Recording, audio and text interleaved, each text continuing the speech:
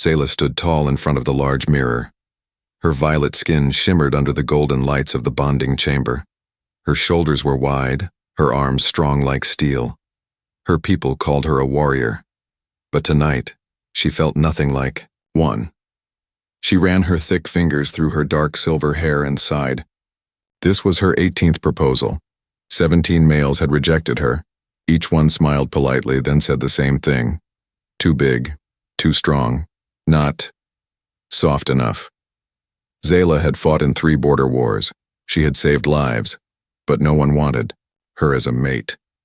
In her culture, a female had only 18 bonding trials before being marked unbondable. That meant a life of silence and isolation. Her heart pounded in her chest. This was her last chance. A soft knock echoed through the stone chamber.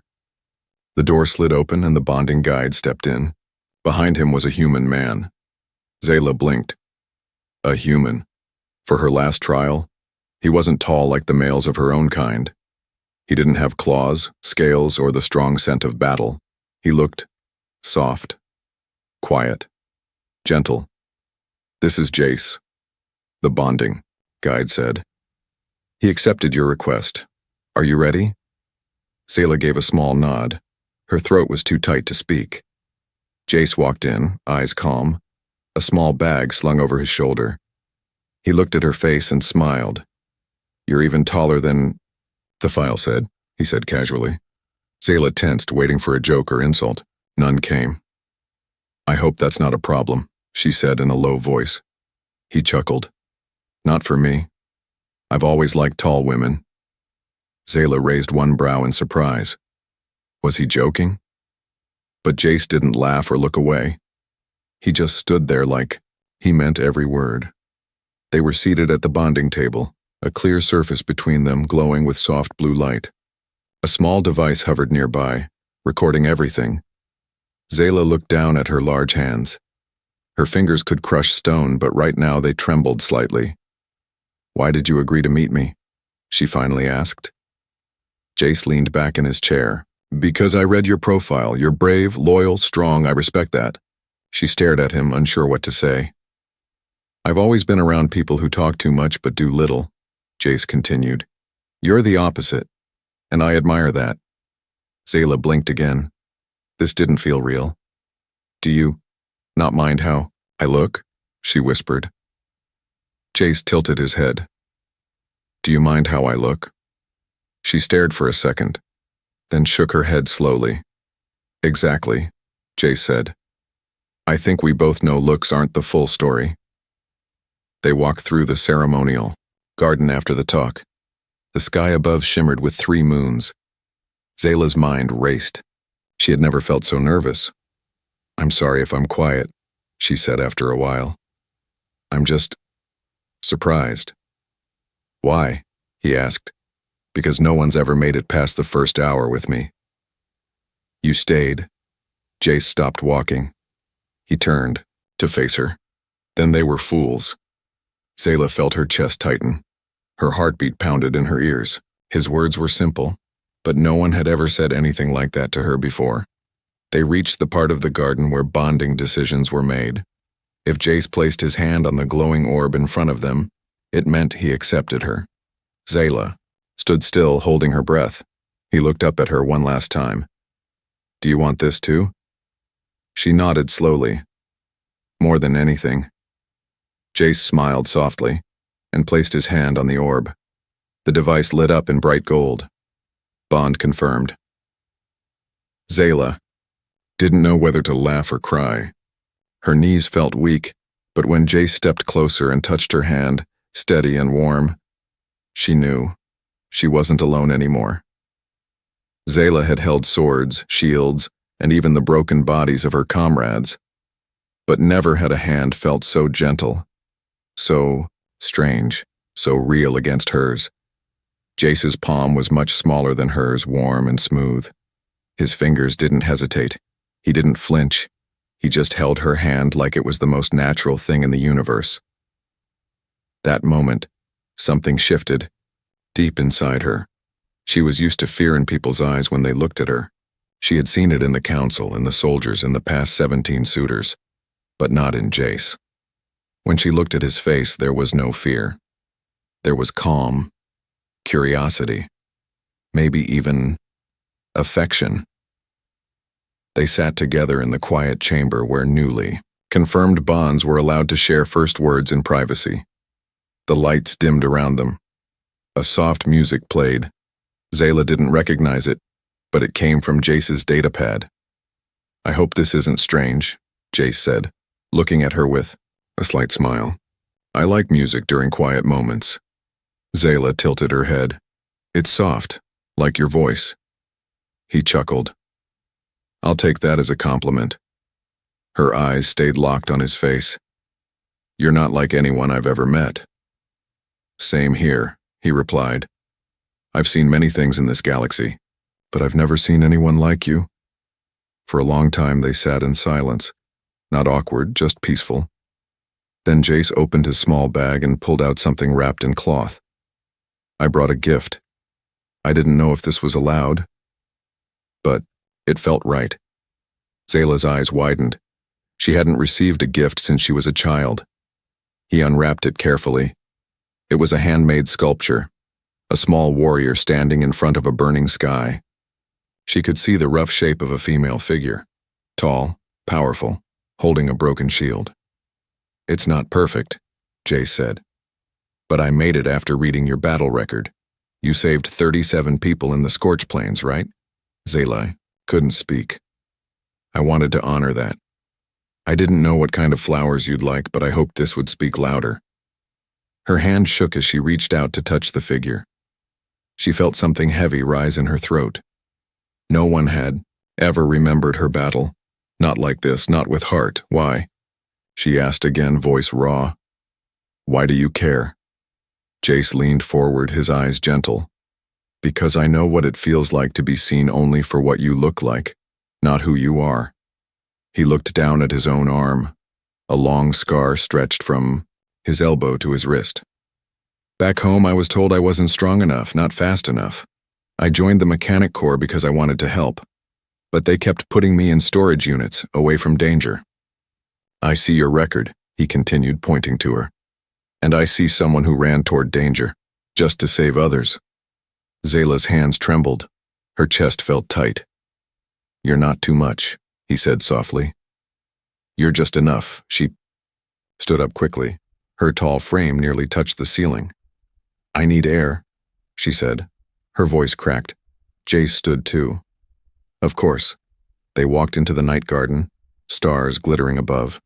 Moonlight fell on Zayla's shoulders, making her look like a living statue carved from silver stone. She stood still, her back to him. "If I cry now, will you think I'm weak?" Jace stepped behind her slowly, carefully. "No. I'll think you're real." Her breath caught. The cold wind touched her face, but Jace's next words warmed her more than sunlight. "I didn't come here to tame a beast. I came to stand beside a queen." Zayla turned slowly. Her eyes were wet. She reached out, this time not as a warrior, not as a fighter, but as someone who wanted to believe. Jace met her halfway, their hands touched again. Only this time, it wasn't a test. It was a choice. And Zayla, once too big, too strong, too alone, felt something new bloom quietly inside her. Hope. The bonding chamber had faded. The stars outside the windows kept turning. But inside Zayla's chest, something unfamiliar was still glowing. She had said yes. He had said yes. And now, she was no longer a lone warrior on the edge of being forgotten. She was his, and he was hers. Jace extended his hand again as they boarded the transport. "Come on," he said gently. "Let me show you where I live." Zayla hesitated. She was used to bunkers, cold camps, and barracks. What kind of place did a human call home? Still, she nodded, stepped inside, and sat beside him. The transport lifted from the bonding planet, and for the first time in years, she didn't feel heavy. Jace's home wasn't big. It floated in orbit around a quiet green moon. From above, Zayla could see fields, trees, and something glowing near the center. Was that a greenhouse? As they landed, she looked around slowly. Everything was soft here. Wooden paths, warm lights, vines crawling over the roof. It was strange. But the biggest surprise came when the door slid open. The ceiling was taller than normal. Much taller. Zayla's eyes widened. This is built for someone like me. Jace rubbed the back of his neck, smiling sheepishly. I made adjustments. When I saw your measurements in the registry, I modified the house in case. You said yes. She turned to him in disbelief. You planned ahead? I hoped, he said simply. Hope makes people build things. She stepped inside and looked around carefully. There was a resting couch, reinforced metal covered in soft, dark furs. There was a table carved from real tree bark, shaped in a curved design that fit both tall and short chairs. The kitchen smelled faintly of spices. Not just human food, but ingredients from her world imported through galactic trade. You cook? She asked. When I'm nervous, Jace said, already walking to the stove. And I'm nervous now. Zayla blinked. Why? He turned, to face her with a half smile. Because you're very beautiful. And I don't want to mess this up.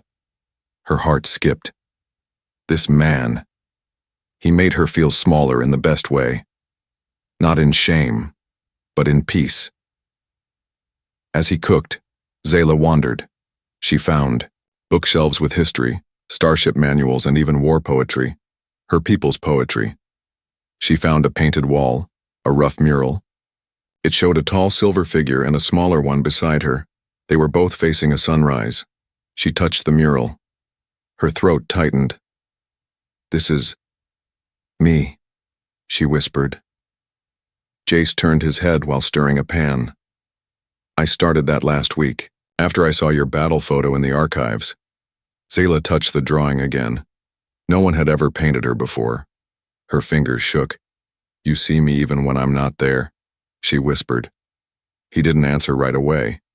He just kept cooking, like it was the most normal thing in the galaxy. Dinner was quiet, warm. He gave her food mixed with her world's roots and human grains. She chewed slowly. It felt like something ancient, like comfort. Jace sat across from her, not speaking much. He didn't try to impress her. He didn't try to control the silence. He just existed with her. And that was the loudest kindness of all. Later, she stood in the doorway of the sleeping room.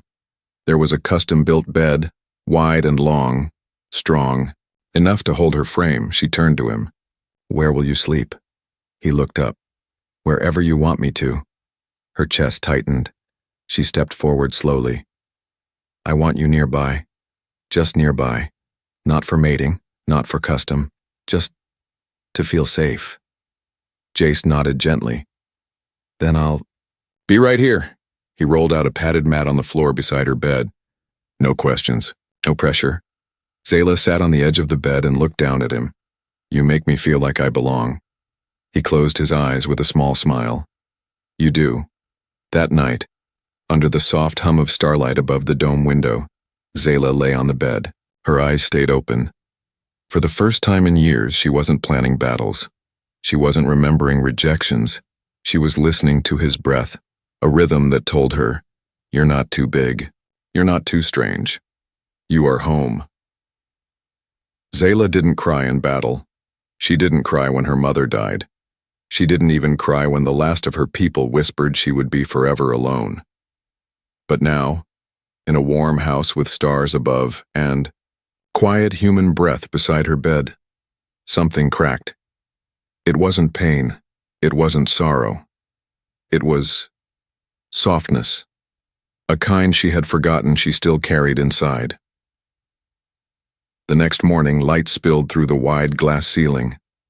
The planet's gentle. Sun touched her skin. For the first time in many seasons, she slept deeply, like a warrior no longer standing guard. Jace was in the garden when she woke. He was barefoot, wearing loose fabric, planting something into the soil. She walked to the edge of the door, watching him work. Her huge shadow fell across the earth, but he didn't flinch. He looked up and smiled. "Morning," he said. "Did you rest okay?" "I didn't wake once," she answered honestly. He stood and dusted off his hands. "Good. Then, the house is doing its job." Zayla tilted her head. "You speak like your house has a soul," he shrugged. "Maybe it does now." They ate together again, sitting close this time. She noticed something hanging from the wall. A picture. A human woman. Strong jaw. Broad shoulders. Tall, for a human. Her skin was weathered but kind. Her eyes calm, like Jace's. "Who is she?" Zayla asked softly. Jace followed her gaze, then smiled. "My mother. She looks powerful."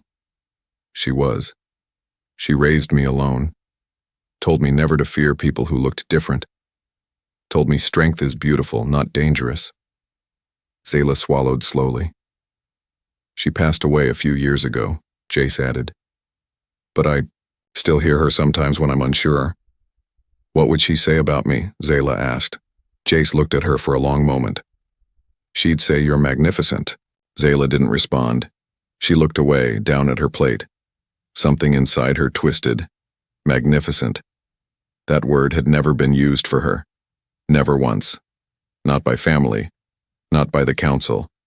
Not by the suitors who saw her size and decided she was too much. Her fingers curled into her palm. She blinked fast, but one tear escaped and slid down her cheek. She turned her face quickly, ashamed, but Jace had already seen. He didn't panic. He didn't rush to fix it. He simply stood, walked to her side, and knelt before her. Zayla was still, sitting on the bench, her form towering over him like a stone tower. But he gently reached up and touched her cheek with his thumb. One swipe, one tear. "Gone. It's okay," he whispered.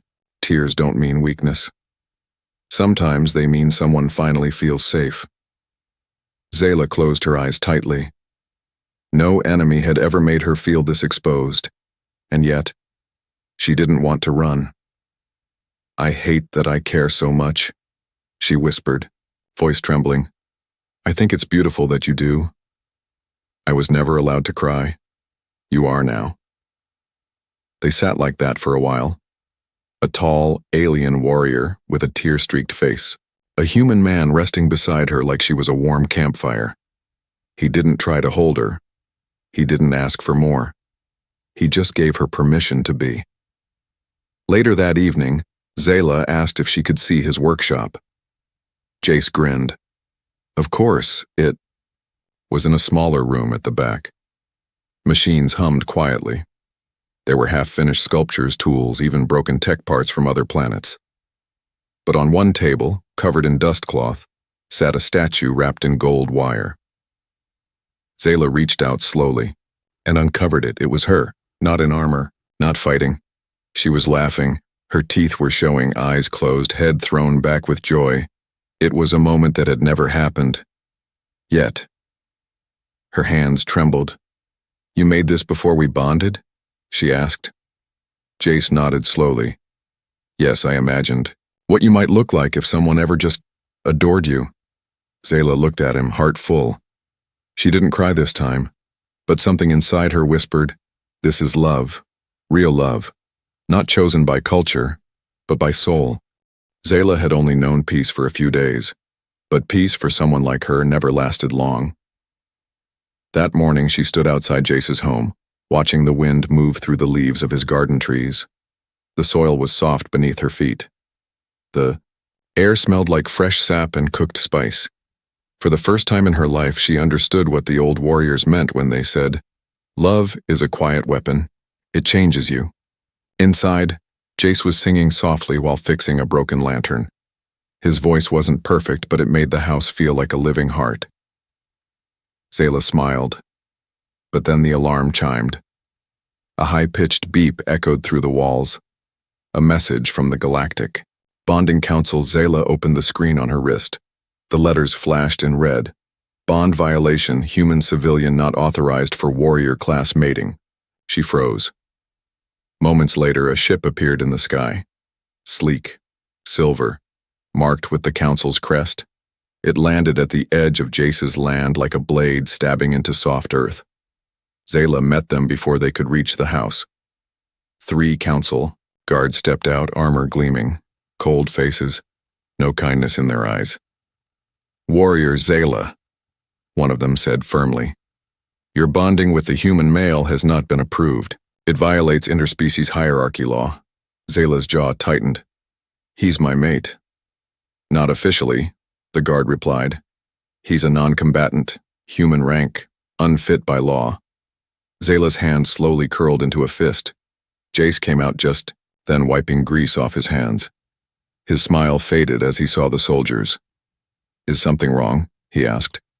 One guard stepped forward. "You are to be removed from this territory and returned to Earth Holding until a new match is assigned to." "The warrior."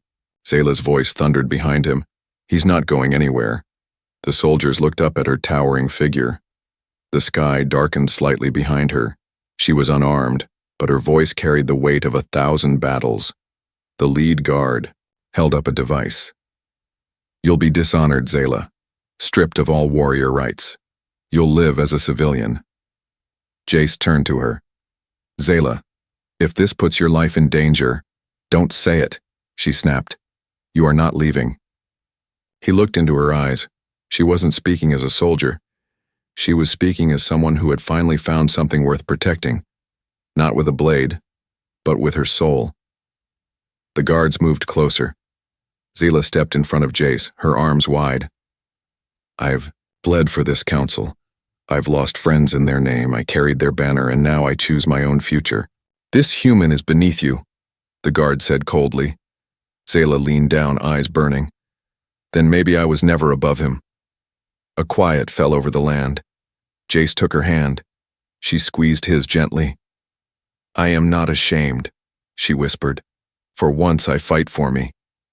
Suddenly another sound broke the silence. A voice from the communicator in the guard's hand. It was the council chancellor. "Let them be," the voice said, filled with grudging respect.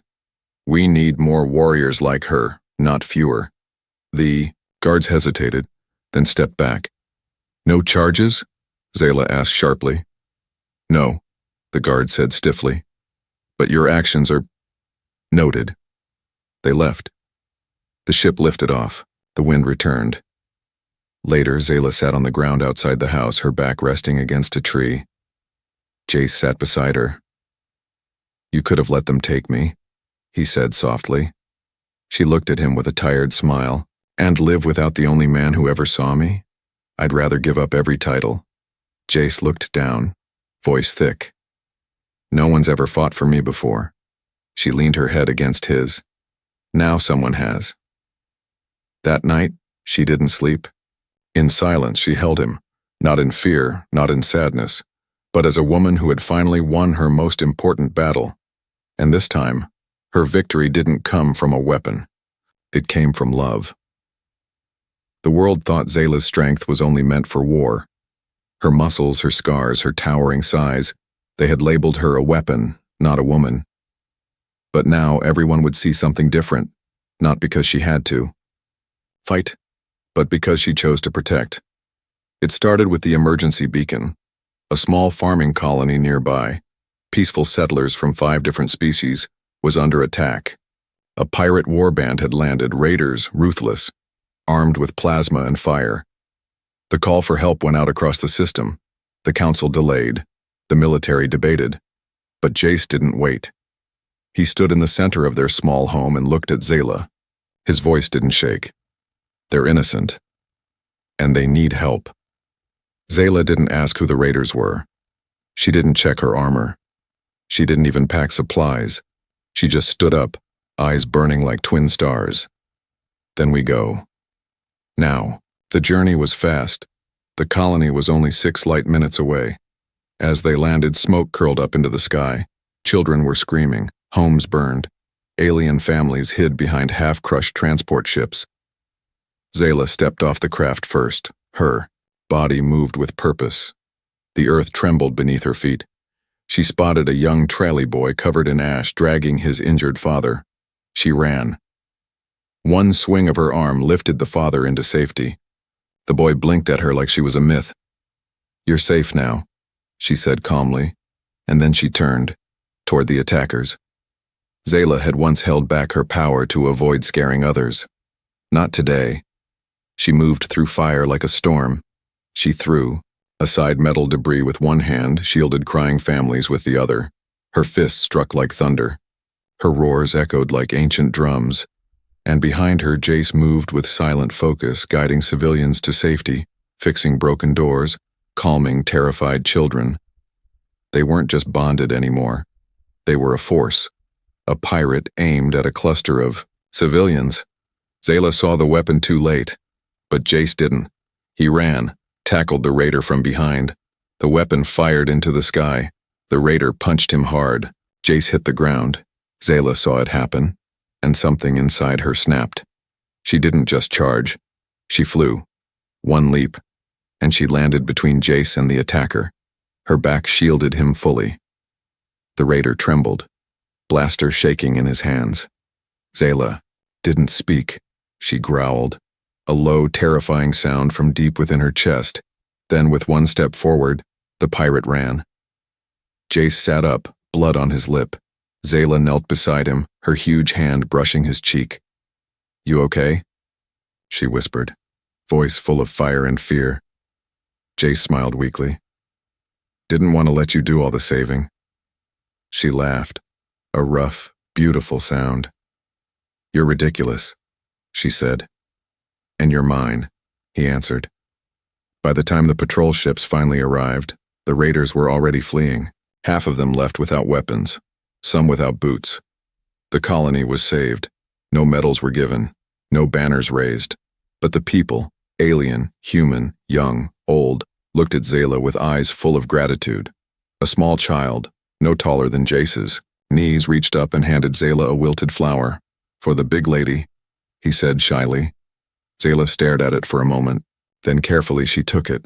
Her massive fingers trembled. She looked down at Jace beside her, who was already smiling. "She's more than big," he said proudly. "She's our shield." That night, when they returned home, Zayla placed the flower into a bowl of water beside the bed. She sat down slowly. Her armor creaked. Jace sat across from her, his bruises healing. "You didn't have to fight," he said, "but you did." She looked at him with quiet eyes.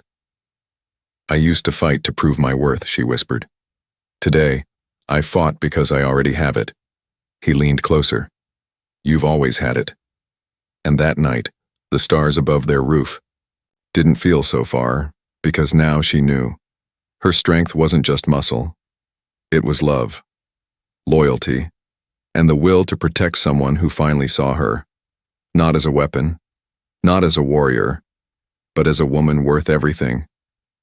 The sun rose slowly over the edge of the quiet moon where they lived. Light spilled across the leaves, the soft earth, and the home that now held two hearts instead of one. Zayla stood barefoot in the garden, her warrior armor gone. She wore a simple robe, woven by hand, dyed the deep color of twilight. It was the first time in years she wasn't preparing for war, patrol, or battle. Today she was preparing for a ceremony. Her ceremony. Inside the house, Jace fixed the last knot on his collar. He looked in the mirror and chuckled to himself. "Still crooked," he muttered. Zayla walked in behind him and straightened it with one finger. "You fight space pirates but can't fix your own shirt?" she teased gently. "I'm only brave. In battle," he smiled. "Not in fashion." Zayla's eyes softened. "You look perfect," she whispered. "So do you." She looked down at herself, uncertain. Her size still felt like too much, her presence still like thunder. But Jace, he looked at her like she was made of stars. The bonding platform was not like the grand ones the council used. It was simple, built by the hands of friends from the colony they saved. Wooden steps, green vines, soft lanterns hanging from bent trees. All kinds of guests came, humans, aliens, even warriors who once doubted her. They sat on stones and benches, watching the sky, waiting for the couple. As Zayla stepped onto the platform, silence fell. not out of fear, but out of awe. She held Jace's hand. It felt warm, familiar, yet still, somehow, brand new. The officiator, a retired medic who Zayla once saved, spoke the ancient vows. But no one listened too closely. All eyes were on them. A warrior, once unwanted. A man, once overlooked, now bonded, chosen, equal. "You may speak your words," the officiator said. Zayla took a breath. Her voice was steady. "I was told I was too much, too loud, too strong, too large, that no heart could hold me, that no soul could match me." She looked at Jace. "But then, you didn't try to shrink me. You made space. You made me feel like I could finally breathe." Jace smiled, eyes wet. "You never asked me to be less," she continued. "So now I promise. I'll never ask you to be more. Just be you. And I'll stay beside you until the stars fall quiet." Gasps echoed from the crowd. And then it was Jace's turn. "I don't know how to fight with fists," he said. "I don't have strength like hers. I can't lift stone or bend metal." He looked up at Zayla. "But I can love without fear, and I can stand with her through silence and storm. That is my vow." No music played. No giant trumpets roared. Just the wind and two hearts choosing each other. The crowd stood and clapped, but Zayla heard only one thing. Jace's whisper, "You are mine," and her reply, "Always." That night, they danced in the garden under the moons. She stepped carefully, trying not to crush the grass. He stepped playfully, almost on her toes. They laughed, loud, free. Zayla had never laughed like that, not once in her life. Later, after the guests were gone and the lanterns burned, Jace and Zayla sat on the roof, her arms wrapped around his smaller frame. His head rested against her shoulder. No armor, no counsel, no pressure, only peace. "I thought love was something soft," Zayla whispered. "And?" Jace asked. She smiled, looking at the stars. "I was wrong. It's something strong, like us," he nodded. And in that moment, under the great sky, surrounded by the quiet hum of life, Zayla finally understood. She was never too much. She was never unworthy. She just needed someone brave enough to adore her as she was. And she had found him.